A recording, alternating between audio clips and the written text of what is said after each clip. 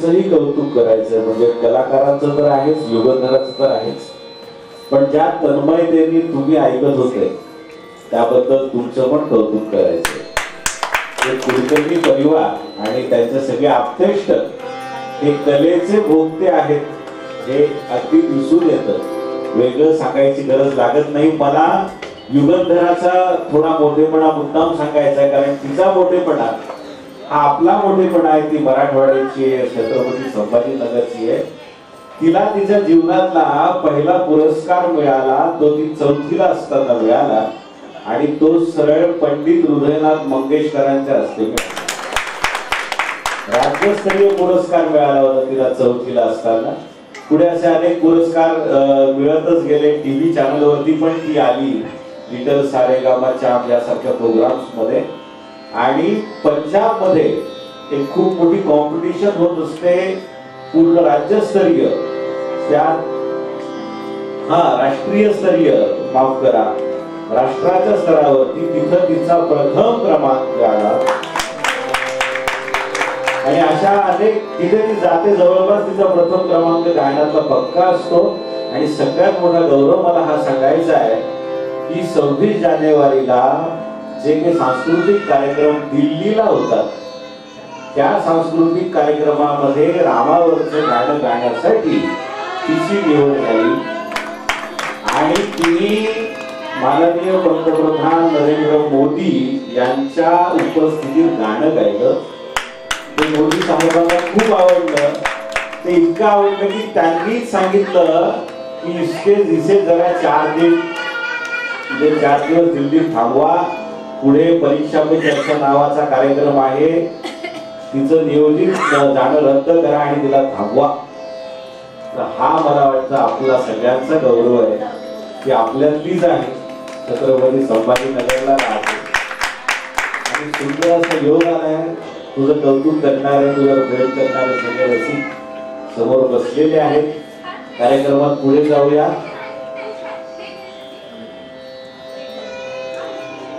अबीर गुलाल उधळीत रंग, नाथा घरी नाचे माझा सखा पांडुरंग.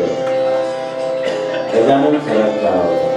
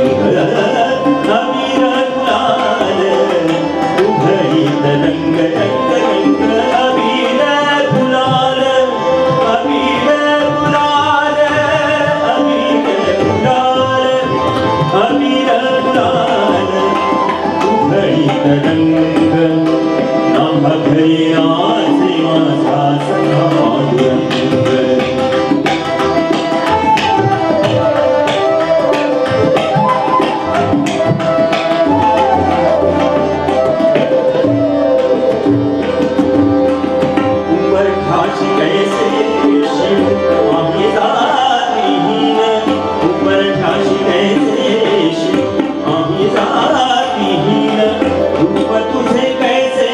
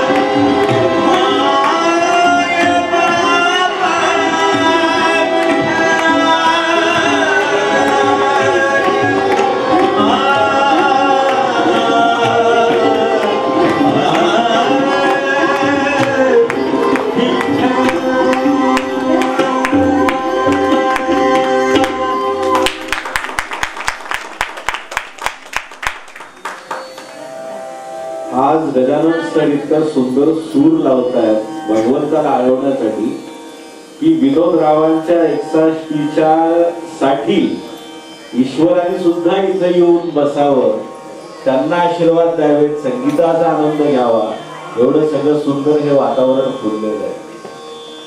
गजानन सरांची ओळख करून देतो. सरस्वती भुवन महाविद्यालयामध्ये संगीताचे प्राध्यापक आहेत, आकाशवाणी कलाकार आहेत. त्यांनी आजवर अनेक अभंगांना, गझलांना, मराठी गीतांना चाली दिलेल्या आहेत. उत्कृष्ट संगीतकार आहेत. स्वरनिनाद संगीत वृंदाचे ते संचालक आहेत. असं व्यक्तिमत्व तुमच्या समोर गायन करताय आणि हे वातावरण फुलवत आहे. एकंदरीतच काय तर जगावा विठ्ठल असं मी आपल्याला सांगतो.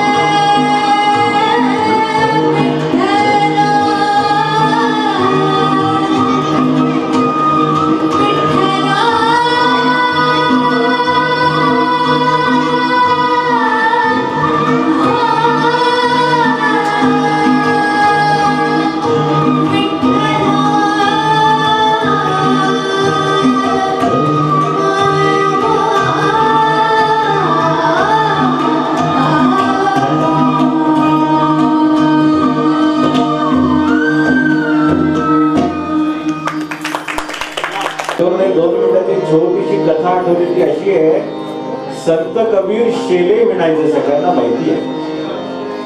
एकदा एका विणकरांनी कबीरांना विचारलं, का हो आम्ही 50 शेले विणतो तेव्हा तुमचा एक शेला बनतो, हळूहळू हळूहळू काय एवढ्या निगुतीनं तुम्ही एवढ्या मेहनतीनं का विणता?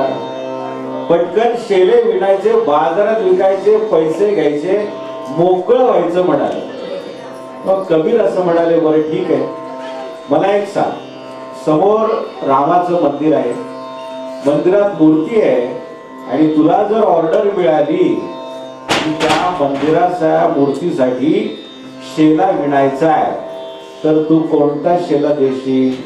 50 शेले जे तू रोज विणतोस त्यातला देशील का जरा स्पेशली बनवून देशील? तो म्हणाला, नाही, तू आता रामासाठी विणायचा म्हटल्यावर मी ह्या 50 बनला कशाला? हा तर धंद्यासाठी आहे. मी रामासाठी जरा वेळ घेऊ, चांगला 8 दिवस 4 दिवस रात्रभर बसून असा मनापासून शिरायला. मग कबीर म्हणतात, माझंही तसंच आहे, मी प्रत्येक शेला रामासाठीच विणतो. मी जरी त्याला बाजारात नेणार असलो तरी मला त्या मूर्तीमध्ये जो राम दिसतो तोच राम मला समोरच्या गिऱ्हाईकात दिसतो. म्हणून मूर्तीसाठी जसा शेला बनला पाहिजे तसा शेला बाजारात येणाऱ्या गिऱ्हाईकासाठी बनला पाहिजे, ही माझी तळमळ असते. न जाणो कुठल्या रूपामध्ये रामच घेऊन माझा शेला घ्यायचा. याला म्हणतात कामामध्ये देव पाहणं. म्हणून कबीर कबीर आहे, ते वेगळे विणकर आहेत आणि हे सगळे बाकीचे पैशासाठी काम करणारे ते वेगळे विणकर आहेत. त्या विणकरांचं नाव झालं नाही इतिहासामध्ये, कबीरांचंच नाव झालं, त्यांनी रामासाठी केलेलं. तर अशी एक सुंदर, म्हणजे या तुकाराम महाराज तेच म्हणतात, बोलावं विठ्ठल, करावं विठ्ठल, पाहावं, सगळीकडे विठ्ठलाचंच कर्म करावं.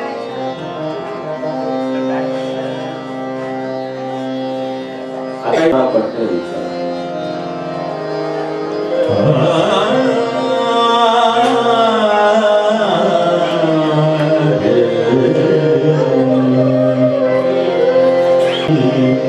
नाही कळला अंत पार याचा, कारणा राजा पंढरीचा, कारणा राजा पंढरीचा, कारणा राजा पंढरीचा. वेदा नाही नाही कळला, वेदा नाही नाही कळला अंत पार याचा, कारणा राजा पंढरीचा, कारणा राजा पंढरीचा.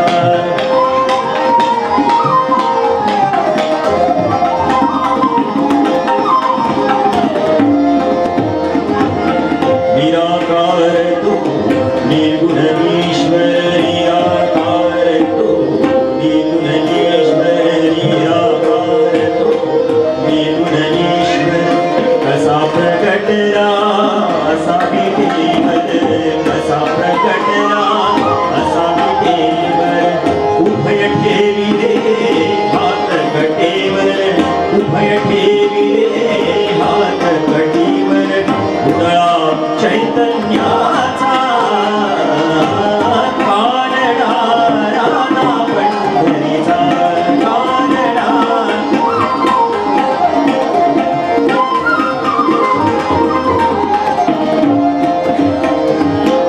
परब्रह्म हे भक्तासाठी, परब्रह्म हे भक्तांसाठी.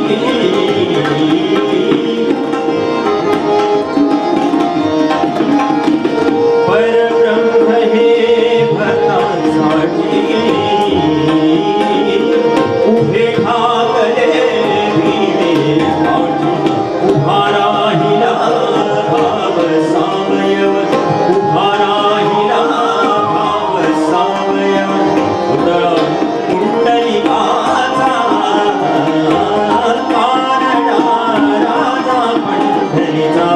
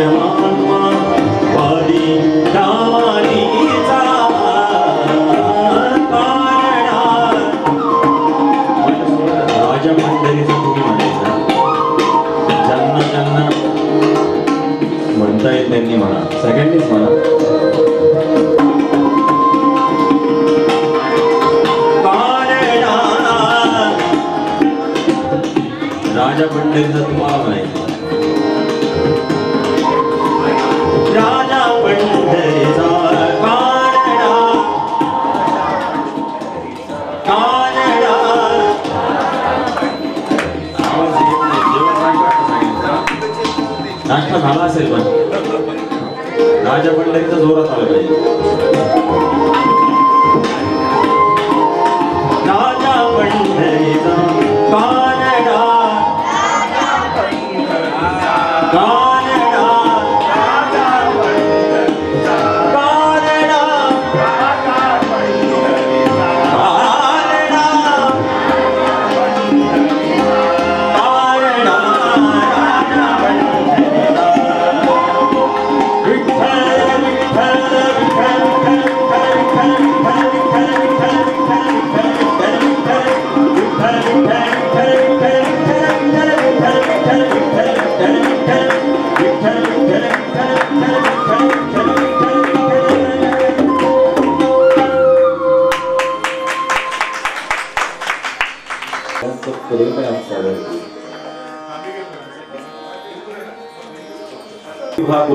इकडे समोर समोर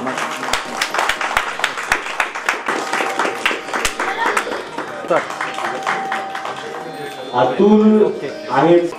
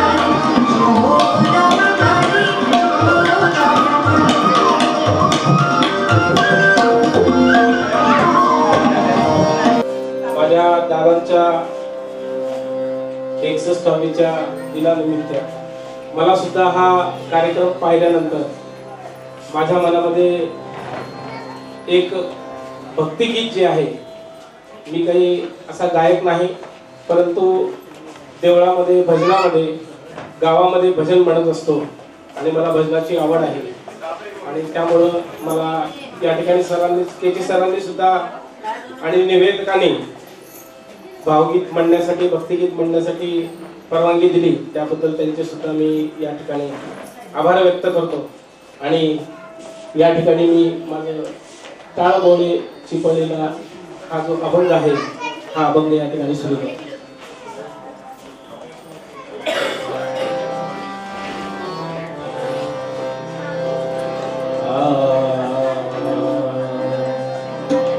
टाळ बोले चिपळलेला नाच माझ्या संग, टाळ बोले चिपळलेला नाच माझ्या संग, देवाजीच्या दारी आज रंगला भंग, देवाजीच्या दारी आज रंगला भंग, टाळ बोले चिपळलेला नाच माझ्या संग, देवाजीच्या दारी आज रंगला भंग, देवाजीच्या दारी आज रंगला भंग.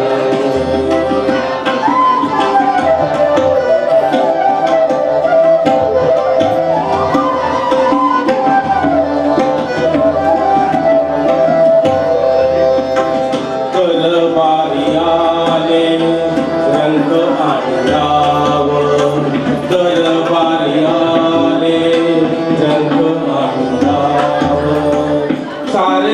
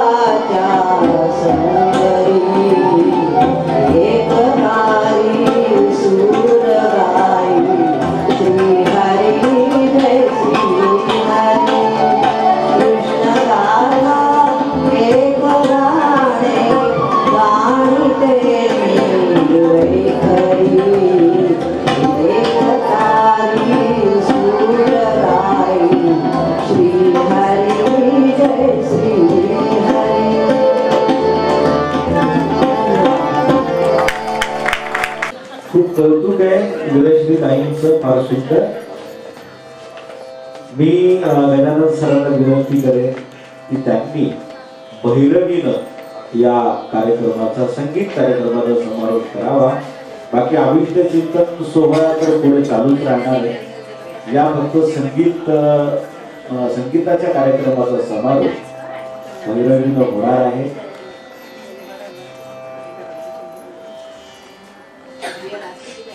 पण एक प्रकार म्हणून मला जे बोलायचंय 2 मिनिटं तुम्हाला आत्ताच बोलून देतो तुमच्या कौतुकासाठी.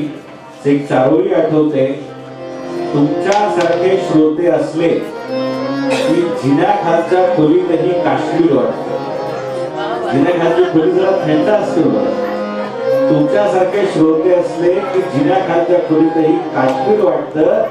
नाहीतर काय हो, श्रीखंड सुद्धा वेखंड पण खावं लागतं. आम्हाला बऱ्याच वेळेला असा अनुभव येतो की आम्ही फार मनापासून गाणं गातो, पण समोरचे आपले आपापसातच बोलायला लागले, जेवणातच मशगूल आहे. आणि मग आम्हाला कशाला बोलवलं असा आम्हाला कधी कधी प्रश्न पडतो. पण इथे सगळ्या पदार्थांची रेलचेल असताना सुद्धा खाण्यापेक्षा गाण्याकडे लोकांचं लक्ष जास्त होतं सर. त्यासाठी टाळ्या वाजल्या पाहिजे. संगीतावर आणि कलेवर प्रेम करणारी अशी माणसं असतील तर आम्हाला पण खूप हुरूप येतो. आणि आज तर सर छोटेखानी कार्यक्रम झाला, कारण पुढे तुमचा कार्यक्रम आहे मोठा. एकदा असंच आयोजित करा की चांगले 2-2.5 तास आम्ही या सगळ्यांचं कवितांनी, गीतांनी, चारोळ्यांनी मनोरंजन करू शकू.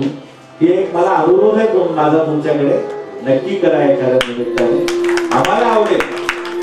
जनरली तुम्ही कार्यक्रमाची ऑर्डर देता, आज आम्ही तुम्हाला ऑफर करतो. सर बरं.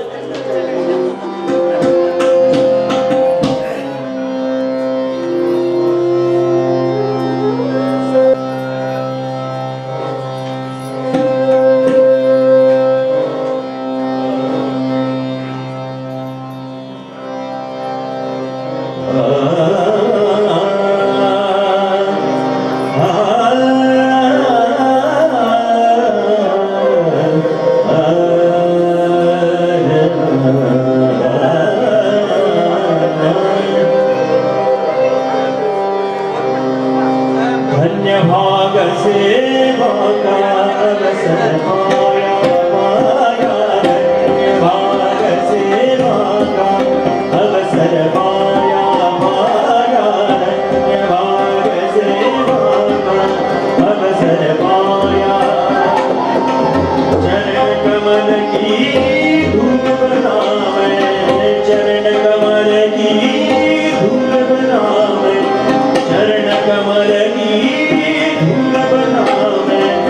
मोक्षद्वार